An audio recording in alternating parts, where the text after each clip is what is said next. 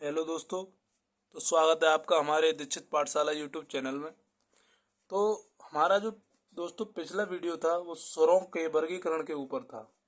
तो हमने उसमें जाना कि स्वरों के वर्गीकरण कितने प्रकार के ये स्वर होते हैं और किसके आधार पर होते हैं, कैसे इनका बोला जाता है इनको। तो एक बार फिर दोबारा रिपीट किए लेते हैं उनको और फिर उसके बारे में हम देखेंगे स्वरों का उच्चारण स्थान।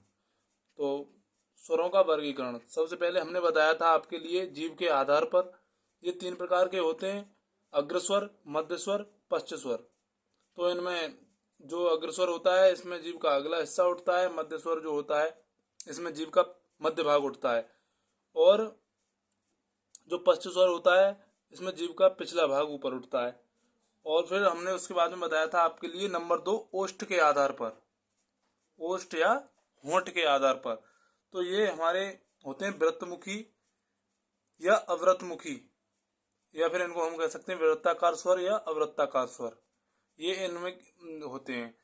और फिर हमने उसके बाद में नंबर 3 आपके लिए बताया था उच्चारण के आधार पर। क्या बताया था? उच्चारण के आधार पर। उच्चारण के आधार पर ये तीन प्रकार के होते हैं: ह्रस्व स्वर, दीर्घ स्वर और प्लुप्त स्वर। फिर इसके बाद में हमारे आते हैं मुख खुलने के आधार पर। तो मुख खुलने के आधार पर होते हैं हमारे समृद्ध स्वर और अर्धसमृद्ध स्वर, विवृत स्वर और अर्धविवृत स्वर और आगत स्वर। आगत स्वर में हमने आपके लिए बताया था कि जो ओ बताया था उसका प्रयोग भी बताया हमने कि हिंदी भाषा में मात्र एक आगत स्वर ओ है जो यूरोपीय भाषा से लिया गया है। तो अब हम चलते हैं इनके स्वरों के उच्चारण स्थान की ओर। तो सबसे पहले हम देखेंगे, सबसे पहले हमारा आता है कंठ। क्या आता है?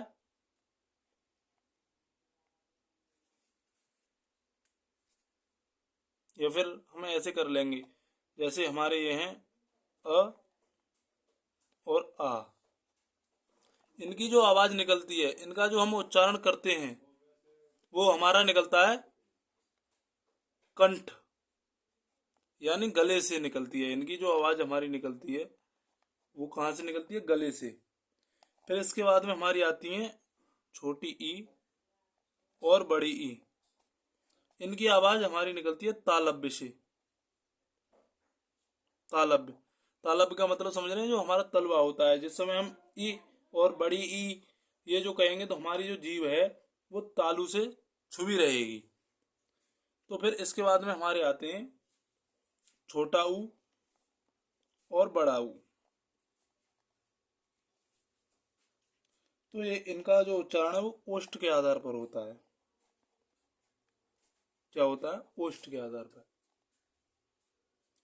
तो इनमें हमारे जो होठ होते हैं, ओष्ठ का मतलब यानी होंठ।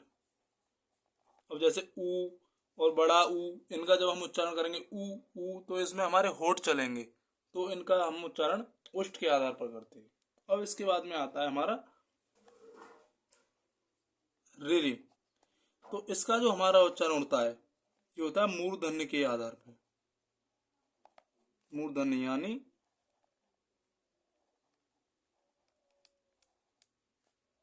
मसूड़ों,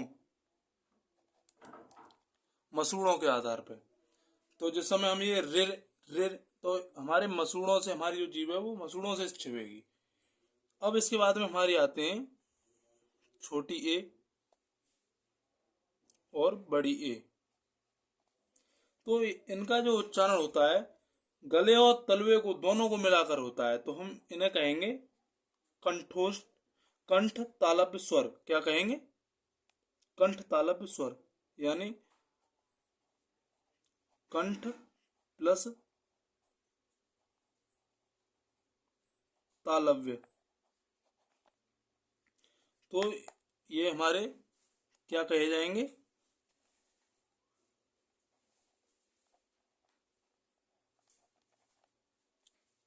कंठ तालव्य। अब इसके बाद में हमारे आते हैं ओ और बड़ा ओ। इनका जो है उच्चारण हम करते हैं कंठ और ओष्ठ। हमारे जो कंठ होता है कंठ प्लस ओष्ठ, यानी इन्हें हम कहेंगे कंठोष्ठ स्वर।